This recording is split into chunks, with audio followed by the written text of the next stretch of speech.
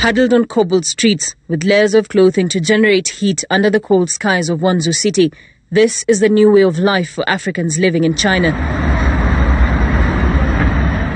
The very color of their skin now means trouble, screaming of sickness to natives who bear a different skin tone from them. Africans have become subjects of racial profiling. Chinese nationals blame them for the rising number of new coronavirus cases in the country. They didn't want me to enter the subway. I had even bought my ticket that was 4 yuan. And by the time I was going to the subway, they stopped me. And then they told me that no foreigner is allowed. And I was like, why? This is a subway. Then they say that that is the rule. Then who am I to argue with the locals? I complied. According to the Chinese Health Authority, 63 new coronavirus cases were reported in mainland China, with 61 of them described as imported cases.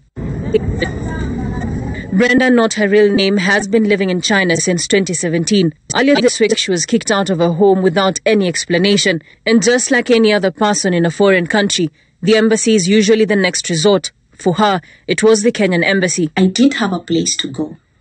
I had to sleep outside. Yes, I did sleep outside. The next day they came. I tried calling them. They were not actually responding to my call. What they told me, go to the police. I did that. After staying at the police station for a maximum of 3 good hours, they told me that we are sorry, we cannot help. She reached a dead end after 2 days of sleeping outside the embassy, a situation that many like her from other African nations have found themselves in. This video shows Chinese police officers escorting people of African descent from a place they had set apart for themselves. I know of 2 pregnant ladies. One is 8 months pregnant, the other is 6 months pregnant. They cannot access hospital. Patricia, also not her real name, was lucky to have escaped the eyes of Chinese nationals who came knocking in her house earlier today. Our conversation on phone revealing just how scary everything is. So the moment they have come, mimi nimejificha. So sasa niko kwa nyumba, the rest wametolewa, wanasema ati wanawapeleka quarantine for 14 days. It will be the 4th day today that foreigners, especially blacks, are denied access to services in the city. Now I don't have food. I don't know what to do. And I can't just go to the street. I don't want to sleep outside. Now it's either I choose to have somewhere to sleep or I choose food. Our calls and even texts to Kenya's ambassador to China, Sarah Serem, regarding the racial discrimination against Kenyan nationals have gone unanswered.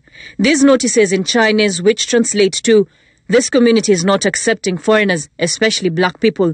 If you've rented a house to a black person, quickly get in touch and let them leave, have been the source of all evictions. And we are 3 there. Brenda got lucky.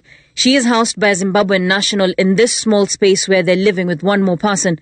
She might be lucky, but a majority are not. Keep chasing us around. Everywhere we They hope that the Kenyan government will come to their rescue before things get worse. Raquel Mugai, Citizen TV.